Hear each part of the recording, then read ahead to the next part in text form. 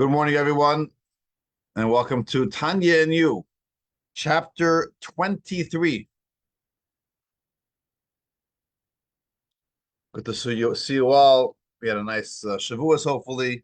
Sorry we had that little break, but we are back in discussing some lofty ideas of what it means to connect with God, what it means to be a Jew, what it means to find purpose in life. And chapter 23, although a little deep, a little abstract, but extremely, extremely powerful. And in chapter 23, we get a whole new appreciation for what it means to do a mitzvah, what it means to study some Torah.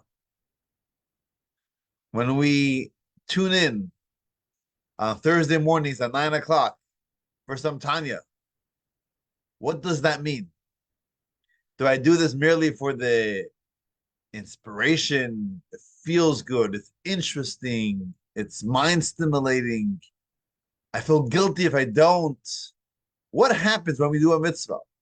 And we'll see from the Zohar, from a little bit of Kabbalah, like a sneak peek behind the veil to what happens when we do a mitzvah. But in the context of things, Tanya is all one long continuation, developing an idea. So chapter 23 is a continuation to the discussion started in chapter 18, 19, 20, 21, 22. And that is, we spoke about this innate connection, bond, love that we have to God, that sometimes is awakened, comes to the forefront. We are reminded of it in time of a crisis. My Judaism or my life, sometimes I'll choose my Judaism over my life because of this essential, this innate, this intrinsic love that we have within us. However, we tried to discuss chapter 19 and forward, how can we tap into this love even on a regular, on a daily basis? So we started talking about the idea that what is this love? What is this belief? What is this connection with God? It's the connection to the fact that I believe in one God.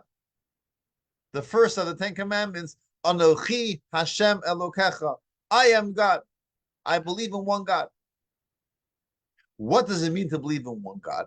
So we developed this idea over a few chapters that the oneness of God is that there is only God. There is no other.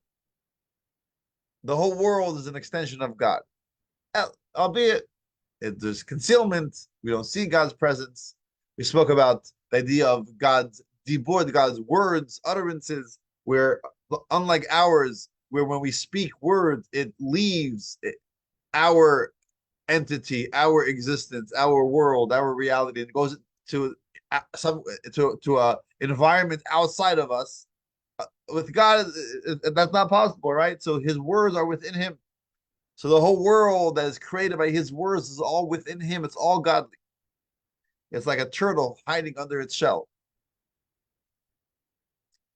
But then in last chapter 22, we spoke about the idea of will, ratzon. Where does it all begin? The life force of everything in this world is God's desire. Why is it here? And if you know the why, you know the how to deal with it. And the why is a little tricky. We used an analogy. Think of it maybe a little bit of a different analogy. If you're building a house, recently someone in our community had their house burned down a year or two ago. They spent 2 years building a house. Now, you do a lot during these 2 years. You're meeting with contractors. You're meeting with plumbers, with electricians. You have tile, you have sheetrock, you have roofing, you have so much to do and so many people to deal with. And you spend years sometimes working on this. And sometimes it consumes you. But it definitely keeps you busy. for a long time. And if you stop this person building a house and say, tell me, do you want to meet the plumber today? Of course I want to meet the plumber today. I need the plumber. Of course I want to meet the plumber today. But do you really want to meet the plumber? Or do you realize that without meeting the plumber, you can't build your house? How would that compare to the moment that your house is built and all the furniture is in and you're ready to move in? You finally move into your house. Oh, beautiful. Exactly how I wanted. Everything worked out to the T.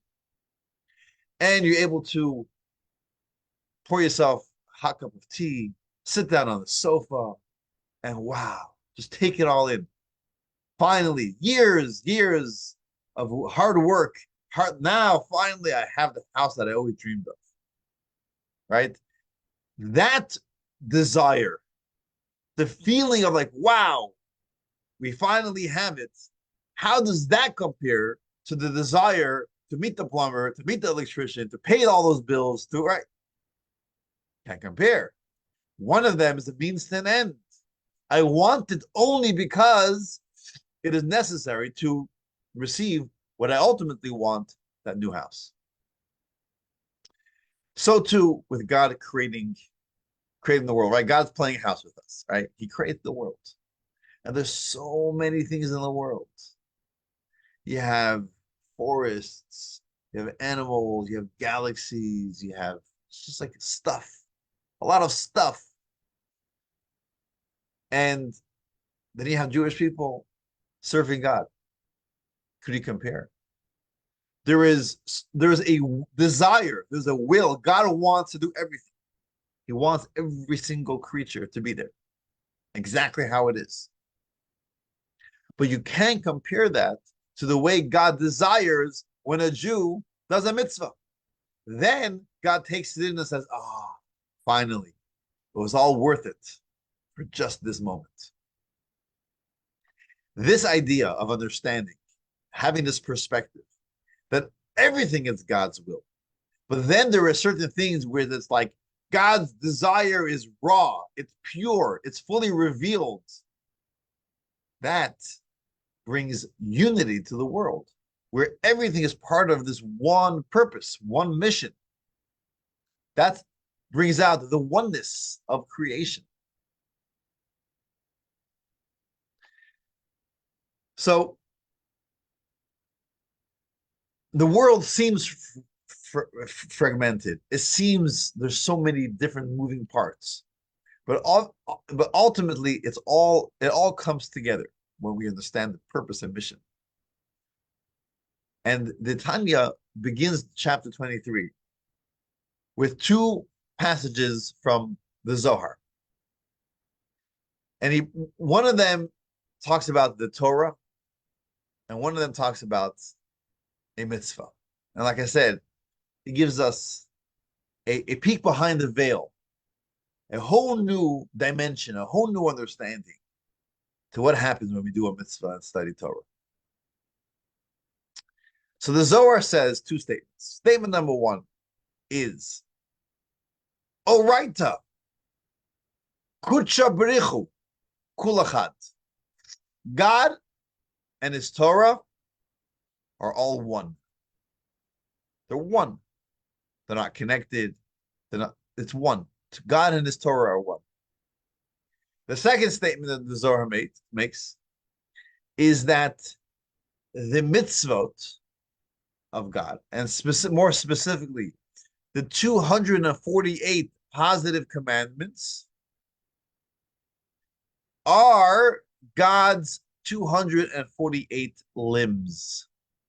What does that mean? Just a basic understanding. First of all, we know that there are 613 commandments, and then they are divided in positive commandments, the do's, do this, do that, and the don'ts, the 365 negative commandments, 248 positive, 365 negative. We are also told that there are 248 limbs in a human body. Now, how do we define limb? You don't have to go to a scientific lab, but the way the Talmud defines a limb is that any part of the body has bone, tissue, and muscle. and it divides it into 248.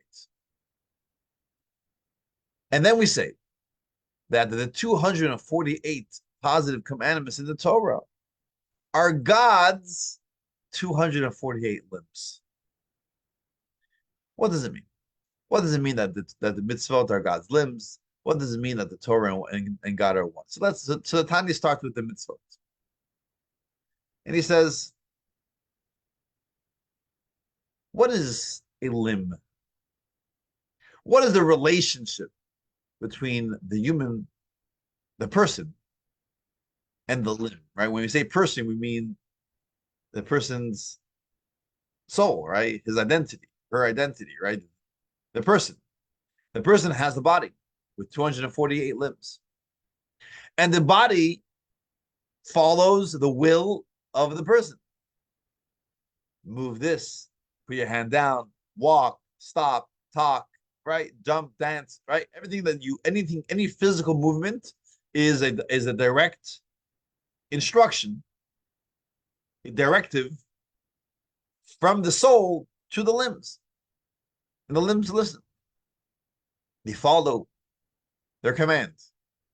Now, what's the difference between giving a command to my hand to do something and giving a command to my phone, whether it's a Hey Google phone or a Siri phone?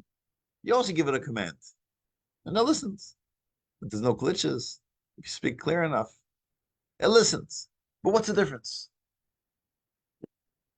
The difference is that the phone has its own entity, and it is programmed to listen to certain voice commands.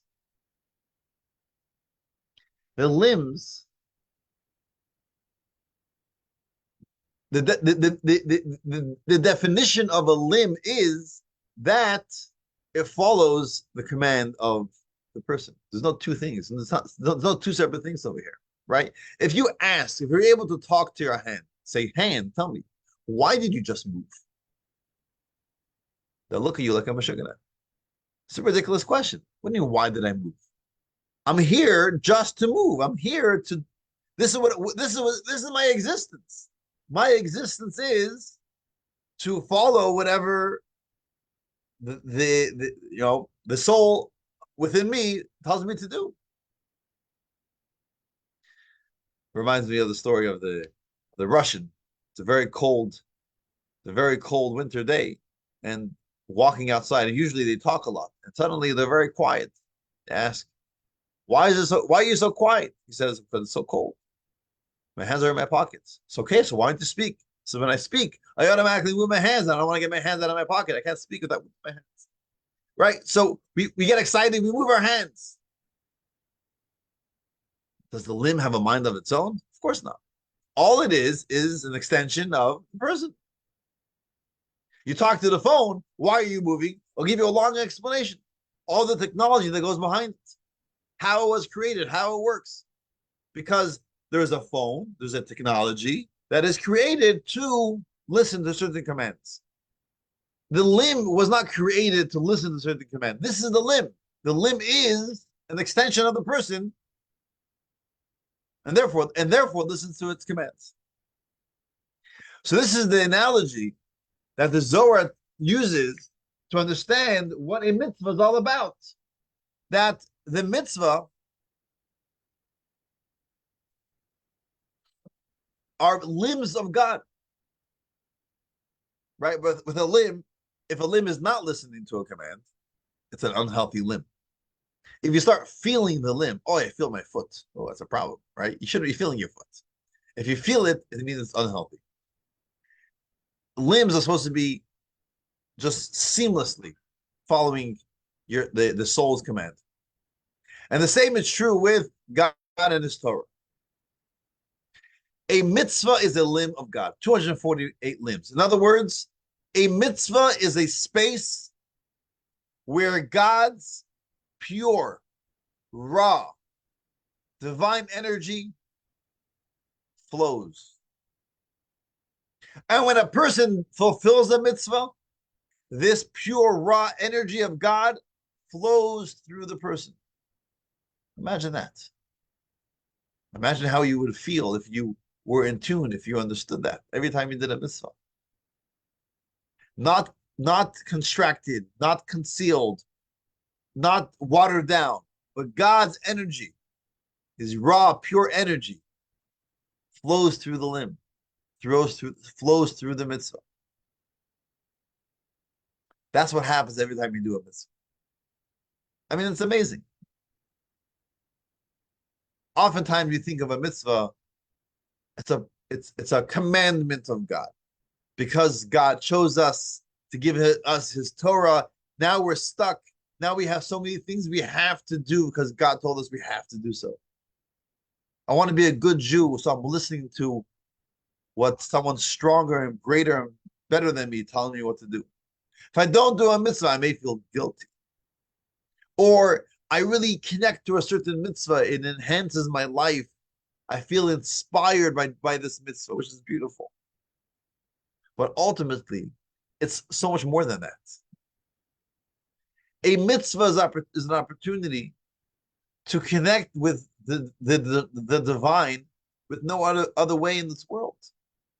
It's connecting with God's pure energy, like a limb connects to its soul. We become now an extension of God's limbs. I'm lighting Shabbat candles. What am I doing? I'm not just listening to what God wants me to do. I'm following in his ways. I'm allowing God's pure energy to flow through me as it flows through his limbs. That's what happens when we do a mitzvah. I think it would kind of change our perspective in understanding that mitzvah is an opportunity, not just a obligation. And then the Tanya moves on to the idea with Torah as well, study of Torah. Where the study of Torah, as we mentioned from the Zohar, the Torah and God are one, kind of takes this idea to even a step further. Where in regards to a mitzvah, the divine will flows through the person. In regards to Torah, we become one with God. We become one with it. It's almost like, if you think back, the first time you were taught the concept of 2 + 2 is 4. You had a teacher. You had a teacher, whether it was preschool or first grade, or whatever grade it was. A teacher taught you this idea, or maybe your parents. 2 + 2 is 4. And at the time, it was like, wow, earth-shattering, an amazing idea. And now you think about this idea. When you think about 2 + 2 is 4, do you go back and say, wow, so grateful to that teacher who taught me this? Or do you say, this is just basic? It's so basic that I don't even reference, I don't even like think about the person who taught it to me, because, all right, it's just life. It's just a fact of life. Because it was internalized. In other words, intellect has the ability to become one with the person by internalizing the idea. Now you become one with it. Once you get it, once you understand it, you don't have to associate it anymore with the teacher, because once you understood it, it's yours. You own it. The idea is yours. You fully understand. If you don't fully comprehend it, then you always have to associate with, this is what my teacher taught me. Don't ask me questions, because this is what I was taught. I can't answer questions. Don't challenge me. That's because I don't fully grasp it. If I fully grasp the idea, then it's mine. It's solid, hard, right? It's mine. When we study Torah, what are we studying? We're studying God's will, God's wisdom. Maimonides famously says that God and his wisdom are one. God and his knowledge are one. What is the Torah? The Torah is not a place where God wrote down his ideas. I have so many ideas flowing through my mind. I need to write it down. I don't want to forget it. Right? That's not what the Torah is. The Torah is God's will. That is what the Torah is. It's pure energy of God, God's will. Raw. When we study Torah, we are internalizing God's will and becoming one with it. Now the divine will shines through my mind, totally immersed and one with God.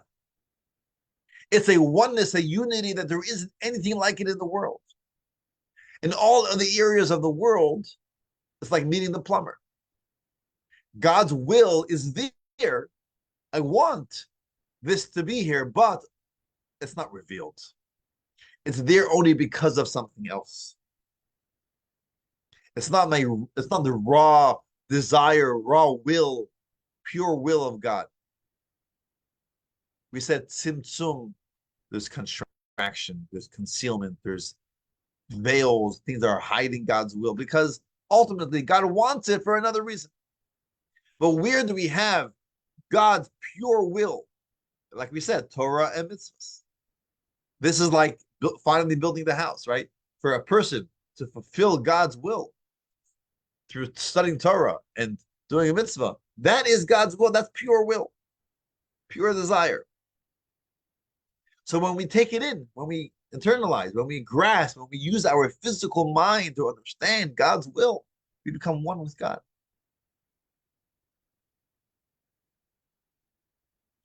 And that's why the Torah is referred to as Torah's Chaim, the life, a Torah of life. Torah is where life is really at. It's God's life. It's God's pure desire, which is obviously what's really behind the life force of everything in the world, God's desire. And when is it purely there? In the Torah. So that's what happens when we study Torah. So the motivation for us to study Torah, and Torah is large, it's vast. There are a lot of genres in the Torah. You can study Talmud, you can study scripture, or you can study esoteric, Kabbalah, Hasidus, halacha, Jewish law, Jewish history. There's so much in the Torah. But the common denominator between all the ideas of the Torah is it's God's wisdom. And what should our motivation be to study Torah? We can study Torah because it's inspiring, it's informative, it's mind stimulating, it feels right, it sets me straight, gives me morals and values. There's so many reasons, and they're all valid, good reasons to study Torah. But ultimately, beyond all that, we study Torah to connect, to become one with God, to open a space in our life where it's just us and God, not going through any intermediaries, just connection with God in the highest level. That is what happens when we study Torah. And therefore, when we study Torah, we don't only study Torah, areas of Torah where perhaps we feel inspired, we feel this is important information to have. Sometimes we can study Torah just for the sake of studying Torah. It may be an idea that will never come into fruition in my life. It's not something I need to know how to live my life. It's just God's wisdom. God decided if this happens, if that happens, this is the law. Is it ever going to happen? Maybe it will, maybe it won't. But just studying that passage, that law, that idea, I connect with God's will. And that's what it's all about. And that's amazing.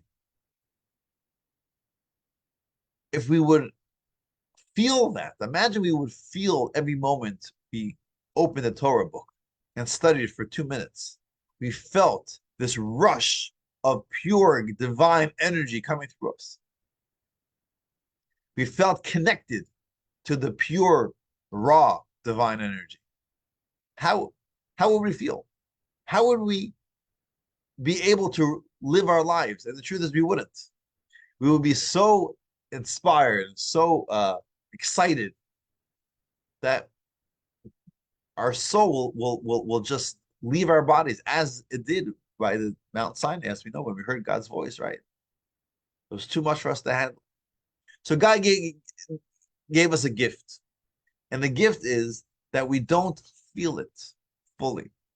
We feel it in our minds. We have that intellectual awareness, but we don't feel it in our hearts.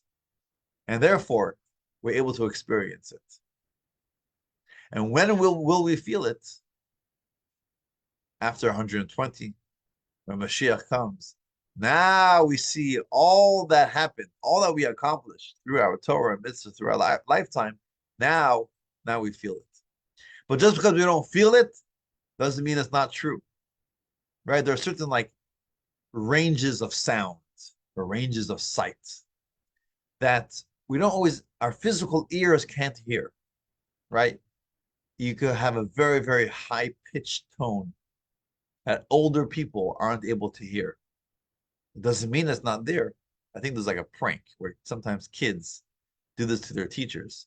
You get these devices that have a very high pitched sound that the children are able to hear, but the adults are not able to hear. And they have fun during class. You can imagine how that goes. But the point is, there's low pitched sounds, there's high pitched sounds, where sometimes our physical ears aren't able to hear. It doesn't mean they're not there. When we study the Torah, there's something spiritual happening. We don't feel it, it doesn't mean it's not there. So I would say, think about these ideas of chapter 23. It's a little bit abstract, a little deep, but powerful nonetheless. And you can read it inside. It's a little bit of a longer chapter. And understand and gain this appreciation. What it means every time you do a mitzvah. Oh, I'm just not in the mood. What is it? What's the point? I don't see the significance of it. Who cares? No. That moment of doing a mitzvah, you're connecting to God like there's no other way to connect with God. You're allowing the pnimiyut haratzon, the inner will, the most inner will, the purpose of creation for Diane, for Tom, for Dina, for Mendel, to do that little mitzvah. And that moment, that pnimiyut, the inner will, which is raw, which is intense, it's for what the world was created for, shines through that person. Becomes a limb, becomes an extension of God, where there's nothing in between. There's no ego, there's no other existence. It's just you and God for that moment. Imagine that. That should be a good motivator for the next time we are struggling, making those decisions. Do the mitzvah or skip the mitzvah. Think about chapter 23. The same is true when we study Torah. Even a moment of study Torah, just one idea coming into your mind makes that deep, deep oneness, that unity with God. So that's chapter 23. Next week, should be able to continue with chapter 24, where it goes on to speak about on the negative side, right? Not serving any other idols, right? How's that? Something, a more general idea as well. I'll leave you with that. Thank you for joining us this morning, and have a wonderful, wonderful rest of the week and Shabbos. Thank you, Rabbi Mendel.